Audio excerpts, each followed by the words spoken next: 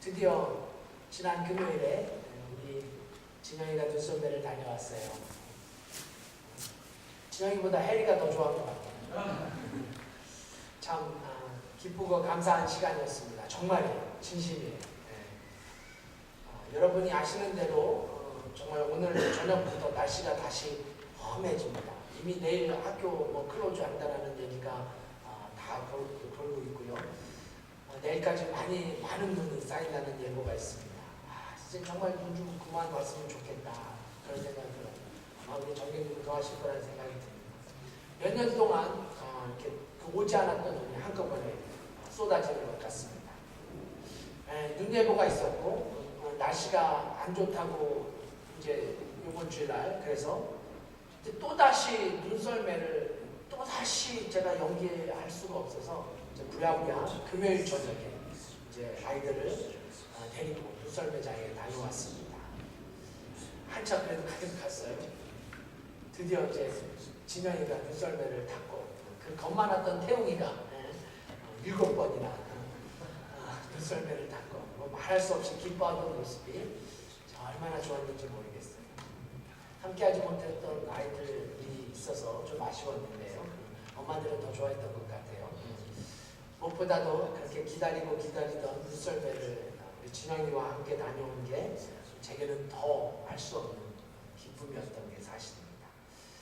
그렇게 금요일 저녁에 이제 아이들을 다시 집으로 보내주고 내려주고 밤 11시쯤에 제가 교회에 도착해서 어제 있었던 예술학교 셋업을 했어요.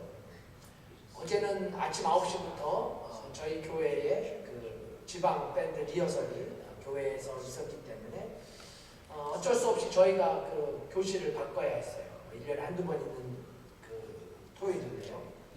구세군 본부의 행사이기 때문에 의무적으로 하지만 기쁨으로 저희가 교실을 바꿔서 사용하기로 반주장님과 이렇게 얘기를 나눴습니다. 근데 아무래도 토요일날 조금 일찍 온다 그래도 리허설이 진행 중이었기 때문에 금요일 저녁에 셋업을 하는 게 좋겠다 싶어서 제가 이제 금요일 저녁에 셋업을 했어요.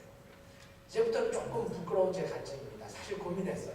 이제 다른 그 서론으로 준비했었는데 조금 망설였는데 그래도 용기를 내서 제가 금요일 늦은 밤에 있었던 제 간증을 여러분과 나누고자 합니다.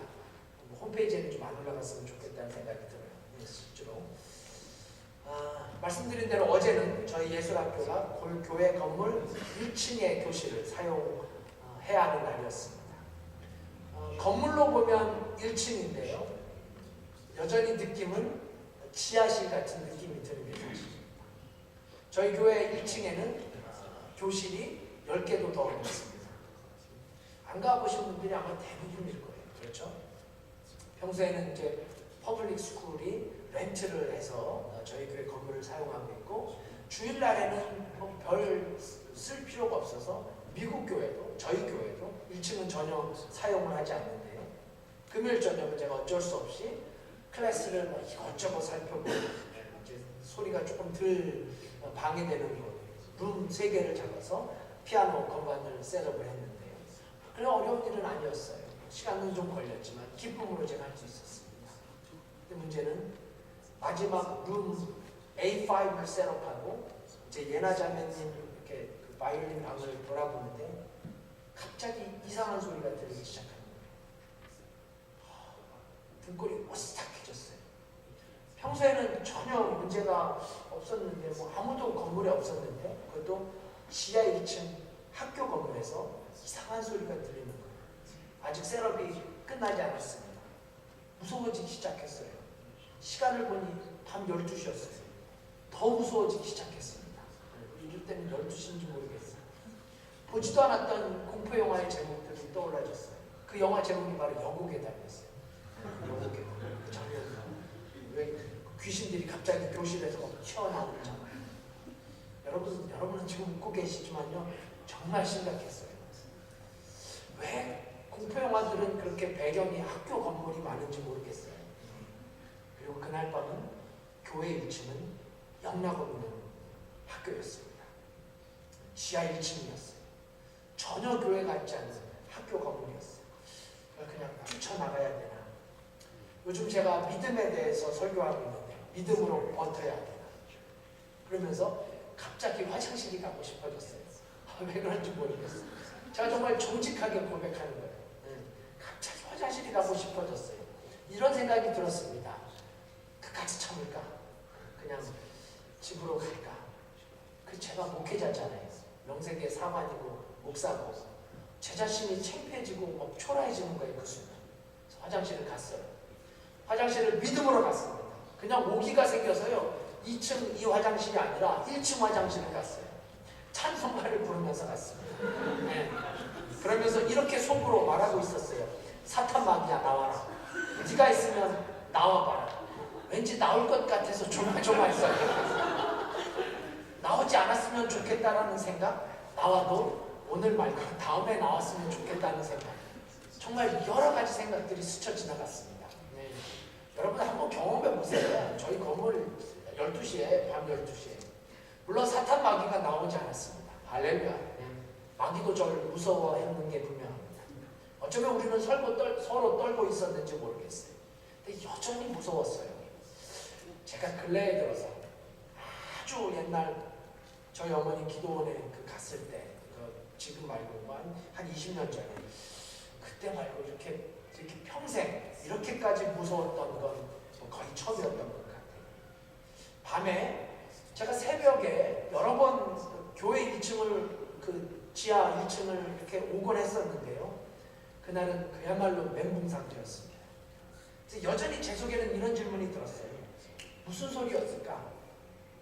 도대체 이 시간 무슨 소리가 나는 거였을까?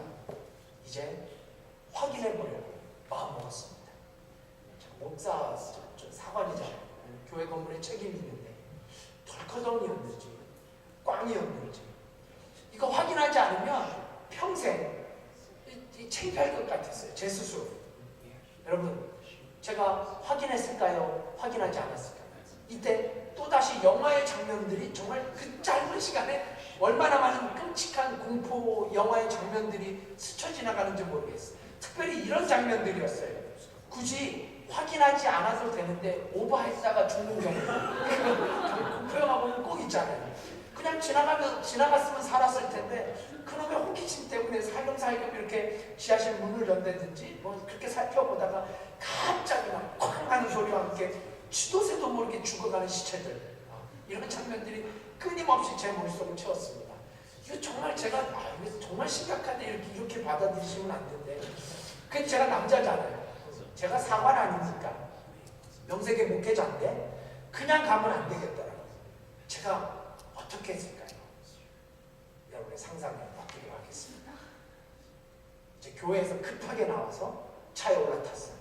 제가 차에 올라타서 시동을 걸고 가장 먼저 한 것이 설교 테이프를 듣는 거였습니다. 왠지 설교를 들어야 될 것 같았어요. 이찬수 목사님의 설교가 나왔습니다. 회개해야 한다. 회개해야 한다고. 네. 마침 왜 이런 설교가 나왔을까요? 그러면서 실제로 제가 차에 앉아서 회개를 했던 게 사실입니다. 사관이 돼서 목회자가 돼서 학교라고 해도 여전히 교회 건물인데, 제가 지금 12년째 이 건물에 있는데 교회 안에서 어떤 소리가 들렸다고 해서 무서워했던, 정말 무서워했던 제 보잘것없는 믿음의 모습을 보면서 회개했던 게 사실입니다. 여러분 요즘 우리가 믿음에 대해서 말씀을 나누고 있습니다. 믿음이라는 것은 삶입니다. 믿음이라는 것은 생활이에요. The faith is life. 믿음이라는 것은 어떤 학문이 아니요, 지식도 아니요, 그야말로 우리의 삶이고 생활이고 우리의 모습이 바로 믿음을 말해주는 것 아니겠습니까? 이런 생각을 하면서 여지없이 작아지는 제 모습을 발견하지 않을 수 없었습니다. 그래서 정말 회개가 되더라고요. 이게 부끄러운 제 간증입니다. 믿음이라는 말씀을 전하면서도 저의 감출 수 없는 너무 나약한 인간적인 모습이 들킨 것 같아서 얼마나 창피하고 부끄러웠는지 모르겠어요. 그러면서 말씀을 준비하면서 다시 한번 힘을 냅니다. 제가 지난주 예고편으로 믿음의 거장 노아를 여러분과 함께 만납니다. 먼저는 이 말씀을 준비하는 내내 제 스스로가 이 믿음의 거장을 만나면서 제 믿음이 좀 성장할 수 있기를 제가 소망해 봤습니다. 노아의 믿음이 그저 노아의 믿음을 알고 헤어지는 것이 아니라 이 믿음의 거장의 모습이 제게도 영향을 끼칠 수 있기를 기대합니다. 제 스스로에게 주시는 하나님의 말씀이라고 믿고 그렇게 노아를 만나려고 합니다. 더불어 우리 구세군 교회 사랑하는 성도님에게도 노아의 믿음이 여러분의 믿음을 좀 돌아보며 점검하며 더 나아가 참으로 믿음의 결단을 할 수 있는 귀한 시간이 될 수 있기를 간절히 소망해 봅니다. 자, 그럼 오늘 믿음의 거장 노아를 만나면서 우리가 그를 통하여서 깨달아야 될 믿음의 진리는 무엇일까요? 오늘 이 믿음의 거장 노아를 성경이 소개하면서 저와 여러분에게 가르치고자 하는 성경의 메시지, 노아의 믿음, 그가 믿음의 거장이 될 수밖에 없었던 그의 믿음의 위대함은 과연 무엇일까요? 먼저 노아의 믿음의 위대함은 그가 바로 준비하는 신앙이었다는 사실을 우리는 결코 잊지 말아야 합니다. 노아는 준비하는 신앙인이었습니다. 아니, 이미 준비된 신앙인이었다고 해도 틀린 말이 아니에요. 노아는 하나님의 말씀 앞에 순종함으로 준비하는 신앙인이었으며 성경의 말씀 그대로 하나님과 늘 동행했던 그야말로 준비된 믿음의 거장이었습니다. 그럼 구체적으로 뭘 준비했을까요? 오늘 본문의 마지막 절 14절입니다. 함께 볼게요. 14절. 자, 한 목소리로 읽읍시다. 시작. 너는 잣나무로 너를 위하여 방주를 짓되 그 안에 칸들을 막고 역청으로 그 안팎을 칠하라. 실질적으로 하나님께서 뭘 준비하라고 말씀하셨어요? 방주입니다. 방주. 저는 이걸 인류 최초의 크루즈라고 부르고 싶었어요. 방주 크루즈. 네. 이 방주 크루즈에 대해서 제가 몇 주 뒤 아주 조금 더 구체적으로 설명을 드리려고 합니다.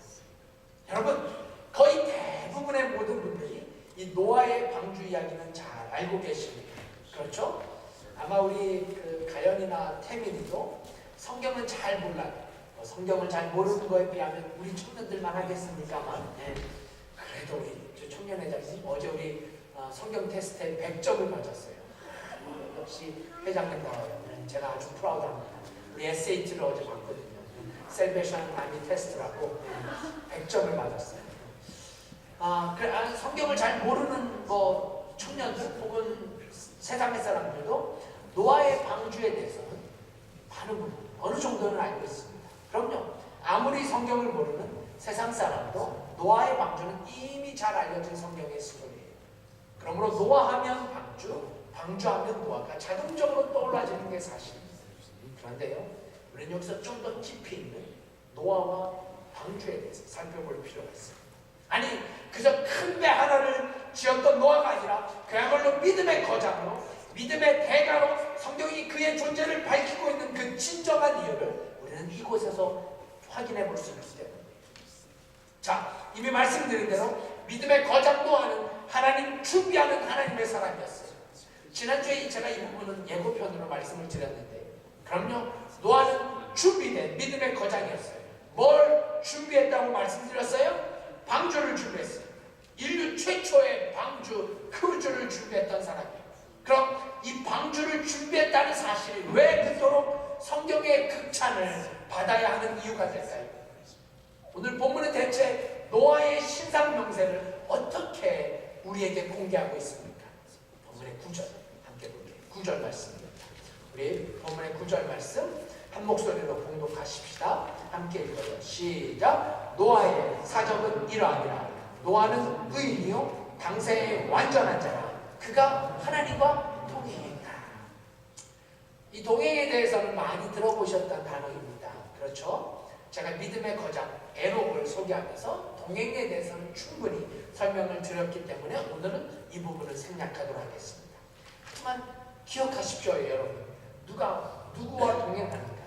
누가 누구와 함께하는가? 서로가 서로에게 영향을 미칠 수밖에 없는 우리들의 삶 속에서 내가 누구와 동행하는가? 내가 누구와 함께하는가? 라는 이 질문은 결코 피할 수 없는 질문입니다. 자, 노아는 하나님과 동행한 사람이었습니다. 이것이 노아가 믿음의 거장이라고 성경이 밝히고 있는 가장 중요한 이유 중에 하나임은 틀림이 없습니다. 자, 그럼 이어서 성경은 또 노아를 뭐라고 소개했어요?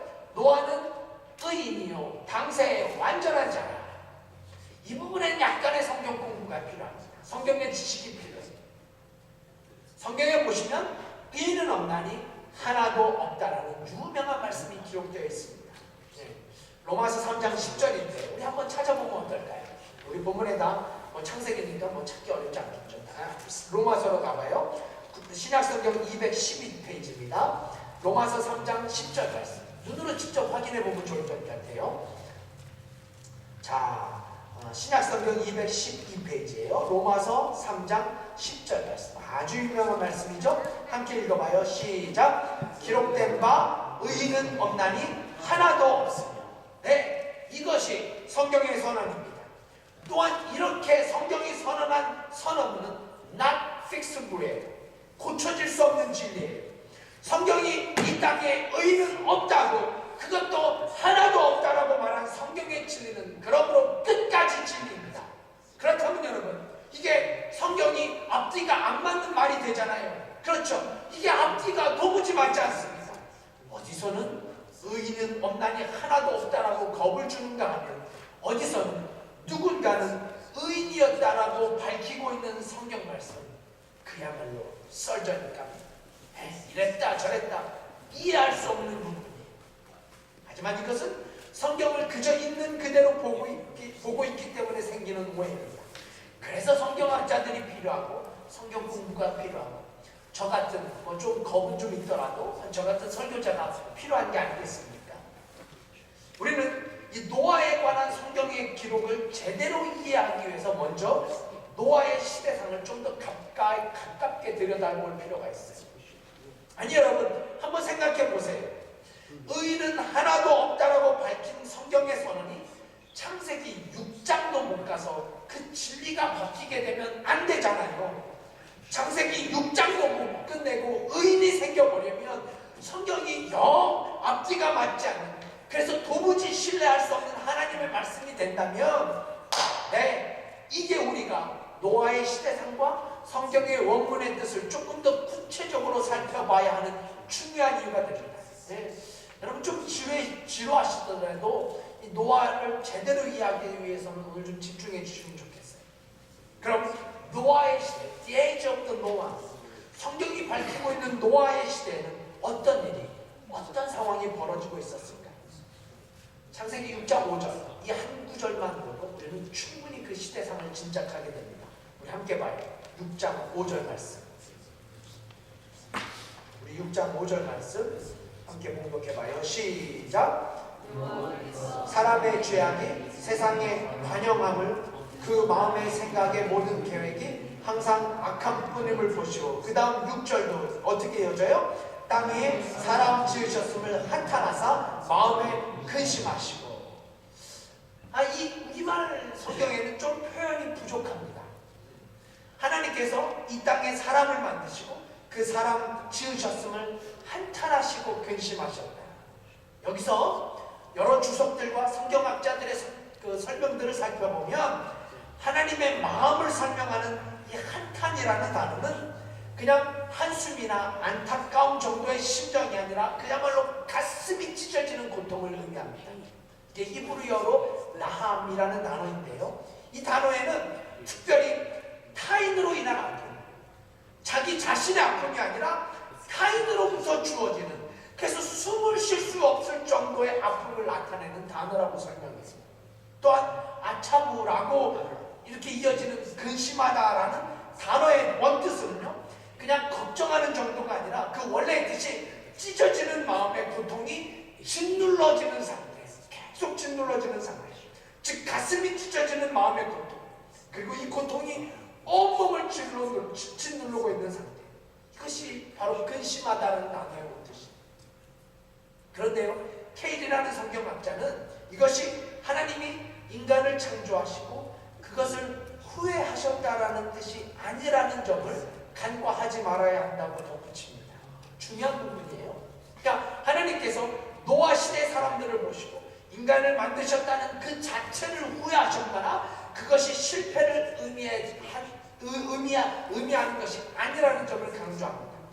다시 말씀드려, 하나님의 심정, 하나님의 마음, 죄악으로 완전히 물들어버린 세상을 바라보시는 그 하나님의 마음을 설명하기 위해서 우리 인간이 좀 잘 이해할 수 있도록 사용되어진 단어라는 거예요. 네, 우리가 이 부분도 함께 생각해 봐야 합니다. 여러분, 우리는 오늘 창세기 기자가 고발하고 있는 노아 시대의 시대상을 충분히 짐작하게 됩니다.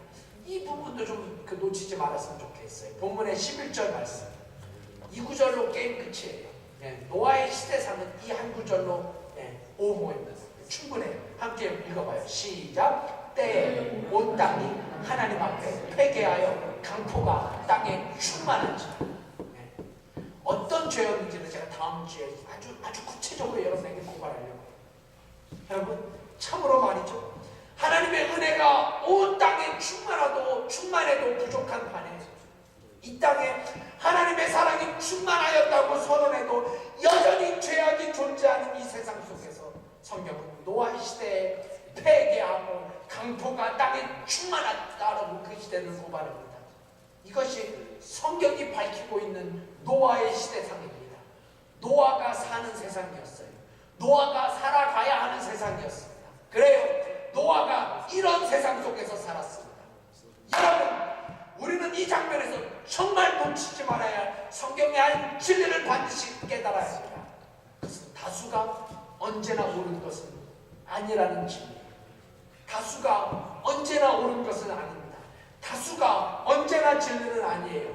다수라고 해서 아니 나 혼자만 빼놓고 모든 사람들이 다 하나가 돼도 그것이 언제나 진리이고 그 다수가 언제나 참이고 옳을 수는 없다라는 사실.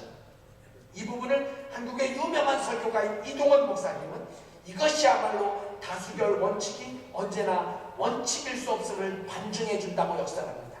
멋진 말이죠.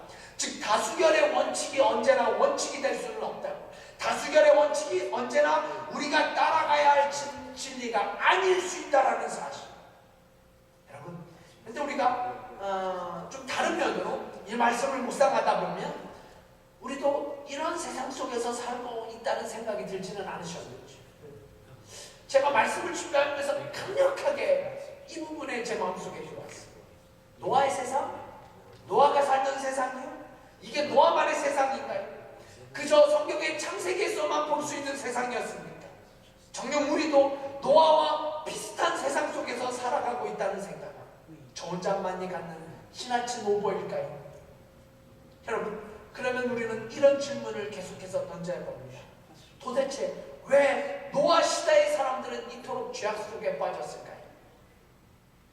왜 그토록 하나님의 마음이 찢어지도록 아플 수밖에 없는, 하나님께서 이 땅에 사람을 지으시고 적어도 창세기 끝쯤에 가서 후회하셨다면 좀 이해가 되지 않았겠어요? 창세기에서 사람을 지으셨으니까 수천 년이 지난 창세기 마지막 성경인 말라기쯤에 가서 드디어 이 땅에 사람들의 죄악이 가득 찼다라고 성경이 고발하고 있다면 그래야 맞는 것 아니겠어요? 근데 지금 우리가 바라보고 있는 세상은 창세기 6장의 세상입니다. 아니에요. 믿음의 거장 에녹의 시대도 여전히 죄악 속에 있었다고 성경이 밝히니까 우리는 지금 창세기 5장의 세계를 바라보고 있습니다. 여러분, 잘 들어주세요. 제가 지금 무슨 말씀을 드리려고 합니까? 그러니까 이미 창세기 1장에서 시작된 세상은 창세기 5장에서, 창세기 마지막 성경도 아니고 50장도 아니고 그 정도도 아니고 창세기 5장에서 세상은 이미 완전히 다른 세상이 되어버렸습니다. 하나님의 사랑과 은혜로 완벽했던 세상, 그래서 하나님 보시기에 참으로 아름다웠던 세상은 이제 하나님의 가슴을 찢어놓는 그런 세상이 되어버리고 말았습니다. 그럼 여러분, 우리가 물었던 최초의 질문으로 돌아가 보십시다. 왜 이렇게 됐을까요? 세상이 세상이나 왜 이런 세상이 되었을까요? 왜 그럴까요? 그 가장 중요한 이유 중에 하나가 바로 다수결의 원칙이라는 말씀입니다. 다수결의 원칙이었습니다. 다수결이 진리가 되고 다수가 참이 되어버렸습니다. 그래서 많은 사람들이 함께하면 다수가 되어버리면 그것은 아무리 죄의 모습이었다 할지라도 더 이상 죄가 되지 않는 세상. 그래서 참과 거짓이 혼돈되어지고, 혼돈 정도가 아니라 참이 거짓이 되고, 거짓이 천이 되어버리는 세상, 더 이상 선이 되지 못하고 악이 되지 않았던 세상. 여러분, 제가 다시 한 번 더 강조하고 싶어요. 반드시 이 사실을 잊지 말아야 해요. 다수가 원칙일 수 없다는 사실을 말이죠. 다수가 진리가 아닐 수도 있다는 사실과 다수가 무조건 옳은 일이고 옳은 방법이 아닐 수도 있다는 사실을 우리는 결코 간과하지 말아야 합니다. 물론 다수결의 원칙, 우리가 밸런스는 잃지 말아야 돼요. 네. 여러분, 우리가 오늘 만나는 이 믿음의 거장을 바라보면서 이 거장의 믿음이 성경이 완전한 자라고 설명하고 있는 그 이유를 우리는 다시 한번 생각해 볼 필요가 있습니다.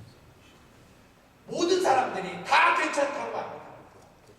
모든 동네 사람들이 이거 아무런 문제가 될 수 없다라고 이야기하고, 심지어 친하게 지냈던 친구들도, 늘 가족처럼 지냈던 이웃들도 뭐가 문제냐고, 왜 당신만 유난 떠냐고, 저 사람도 이 사람도 전이도 저 사람도 다 문제가 없다고 하는데 왜 너만 그렇게 유별하냐고 수군거리기 시작합니다.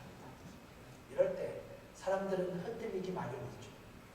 다수 앞에 여전히 소수는 약해질 수밖에 없기 때문에, 심지어 그것이 소수가 아니고 나 홀로 남아있다, 오직 나 혼자 남아있을 때, 모든 사람들이 다 나의 반대편에 서 있을 때 우리는 여지없이 연약한 인간의 모습을 볼 수밖에 없다는 사실. 그리고 이게 바로 성경이 이 땅에 의인은 하나도 없다라고 선언하였음에도 불구하고 노아를 가리켜 완전한 자, 의인이었다고 설명하는 이유입니다. 하지만 여러분, 헷갈리시면 안 돼요. 성경학자들은 하나같이 노아를 향한 의인이라는 뜻은 상대적 평가였음을 잊지 말아야 한다고 강조합니다. 모든 성경학자들의 공통된 주장입니다. 노아를 위한 아주 중요한 부분이죠. 다시 말씀드려, 노아를 가리켜 의인이라고 밝힌 성경의 평가는 이것이 하나님 같은 완벽한 퍼펙트한 의인이라는 절대적 평가가 아니라 그 당시에 상대적 평가였다는 말씀입니다. 그러니까 성경이 여러분들의 삶 속에서 상대적 평가를 한다는 점을 우리가 놓치지 말아야 한다는 거죠. 그러니까 노아가 그 당시 모든 사람들이 악해져 있을 때, 모든 사람들이 죄 속에서 흥청망청할 때, 제가 다음 주일날 정말 이 부분을 아주 적나라하게 고발할 텐데요. 네? 모든 사람들이 아무런 죄의식 없이, 아니 죄의식 자체를 상실하고 있을 때 노아만큼은 여전히 믿음을 고수했다는 거예요. 이 믿음의 거장만큼은 여전히 믿음으로 발버둥치고 있었다는 이 놀라운 사실을 우리는 놓치지 말아야 합니다.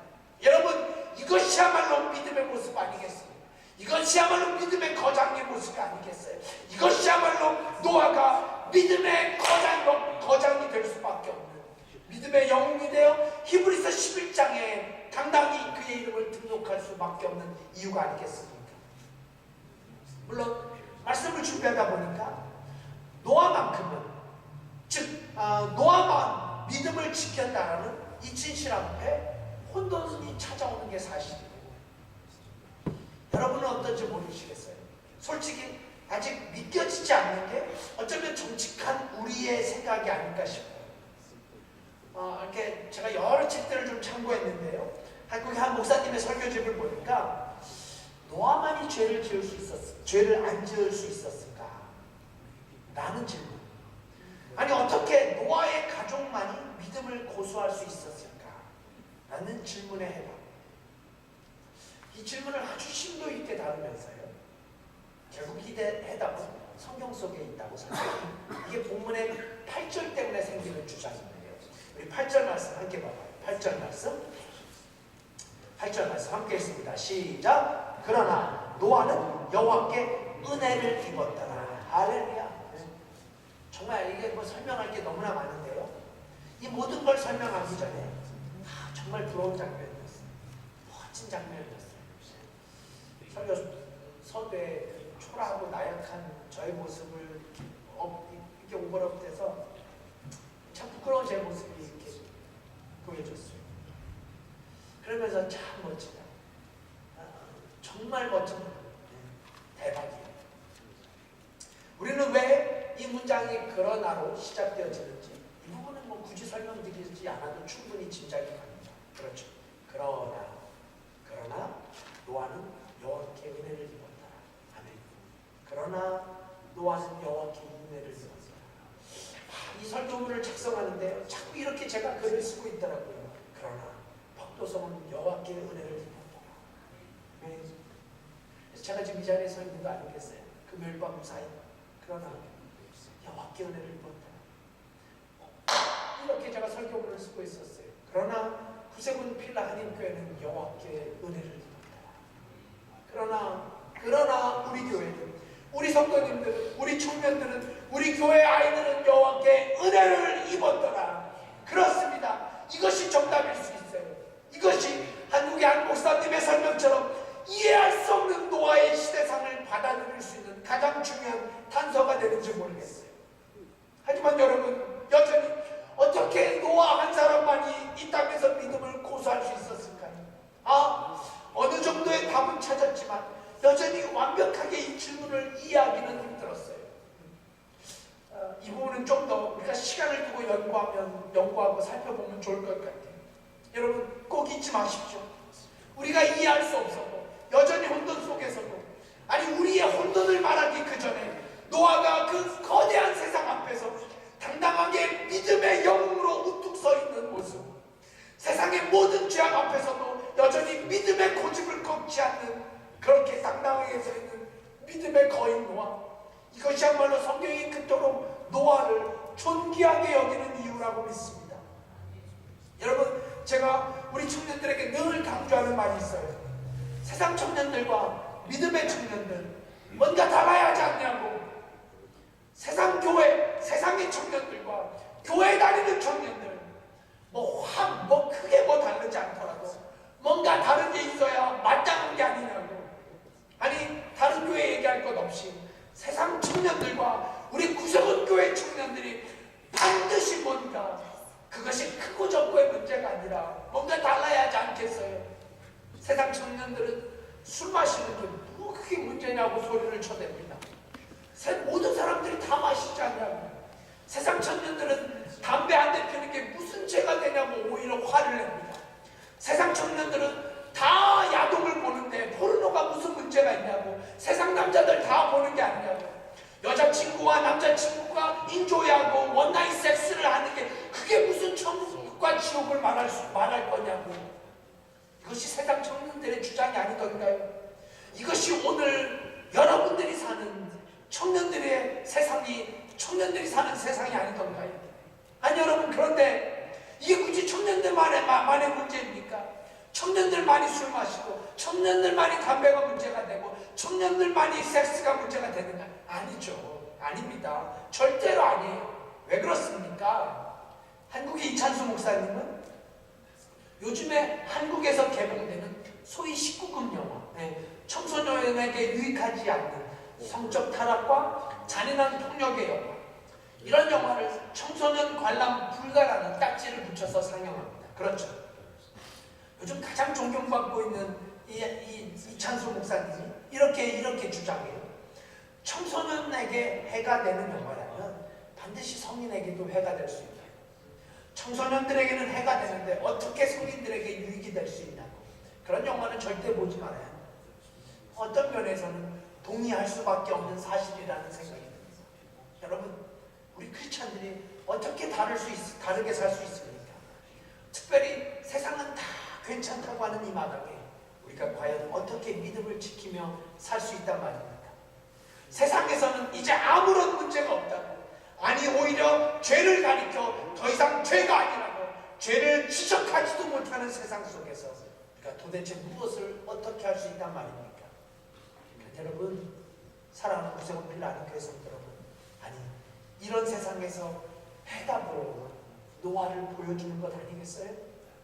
이런 세상에 믿음의 정답처럼 우리가 여전히 믿음의 거장 노아를 만나야 되는 것 아니겠습니까?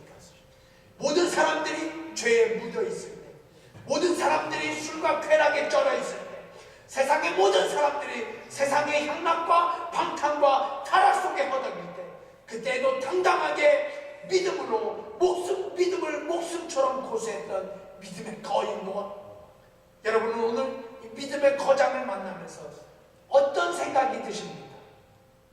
오늘 이 믿음의 거장 노아가 여러분에게, 당신에게 던지는 메시지는 무엇입니까? 도대체 나와 노아는 무슨 상관이 있단 말입니까? 하나님께서 이 시간 부족하고 무서워하고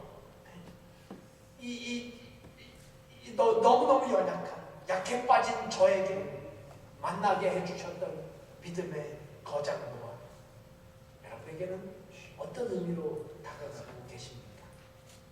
앞으로 계속되는 이 노아의 이야기가 그래서 우리의 이야기가 되고, 이 노아의 간증이 우리의 간증이 되고, 이 노아의 드라마가 여러분의 드라마가 될 수 있기를 예수 그리스도의 이름으로 간절히 축원드립니다. 함께 기도하십시다.